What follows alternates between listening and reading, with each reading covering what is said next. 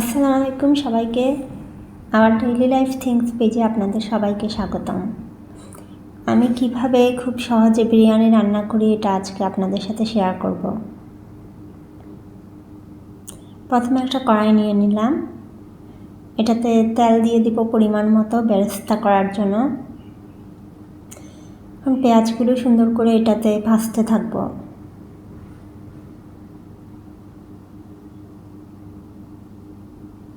পেঁয়াজগুলো যখন এই কালার চলে আসবে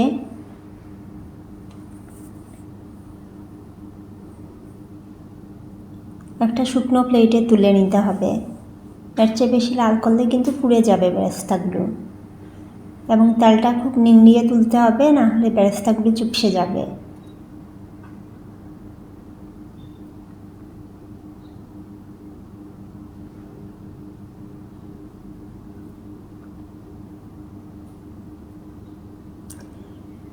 এখন গোস্ত রান্নার জন্য একটা কড়াইয়ে পেঁয়াজ বেরেস্তা করার তেলটা নিয়ে নিব।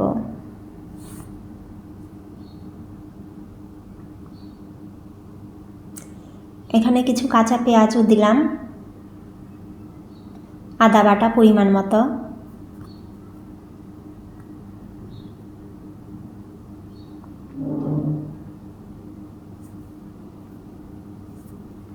এখানে আমি 1 কেজির মতো গরু মাংসও দিয়ে দিলাম।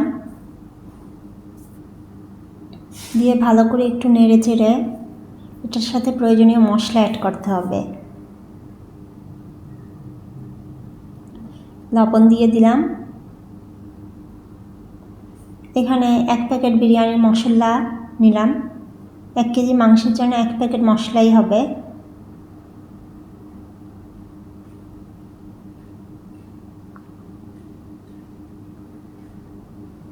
এখানে 2 টেবিল চামচের মতো দই নিলাম।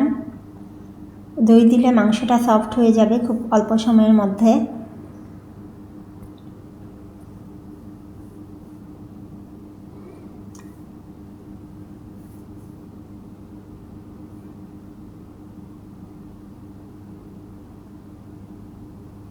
ঢাকনা দিয়ে মাংসটাকে প্রায় 1 ঘন্টার মতো কষিয়ে নিতে হবে।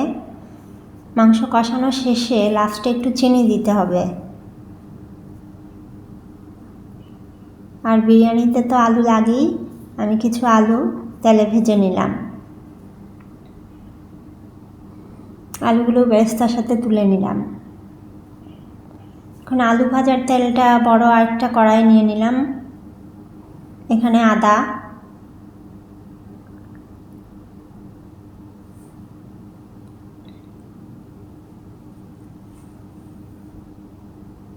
কিছু পেঁয়াজ বেরেস্তা,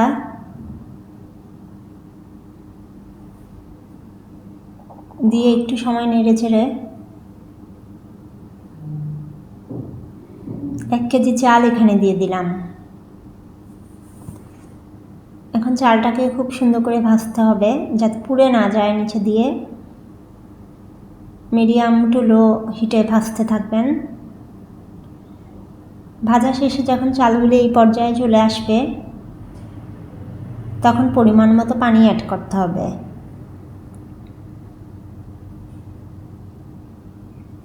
এখানে আমি 1 কেজি চালের জন্য 1.5 লিটারের থেকে একটু বেশি পানি দিয়ে দিলাম।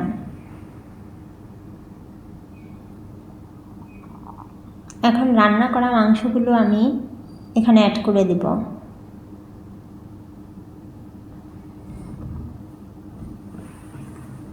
মাংসগুলো দিয়ে ভালো করে নেড়ে চেড়ে দিতে হবে। এখন ভেজে রাখা আলু এবং বেরেস্তাগুলো অ্যাড করে দিতে হবে।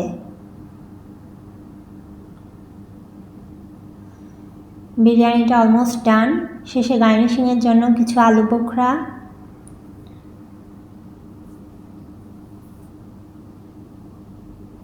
পেঁয়াজ বেরেস্তা এবং 10-12টির মতো কাঁচামরিচ দিয়ে আরও 5 মিনিটের মতো চুলায় রেখে দিতে হবে। এত সুন্দর সুঘ্রাণ আসছে যেটা আপনাদের সাথে শেয়ার করতে পারছি না, কিন্তু আপনারাও বাসায় এভাবে ট্রাই করে দেখতে পারেন, খুব ভালো লাগবে। টেবিলে নিয়ে পরিবেশন করুন সবার সাথে মজাদার সুস্বাদু বিরিয়ানি। ভালো লাগলে লাইক এবং সাবস্ক্রাইব করে দেবেন।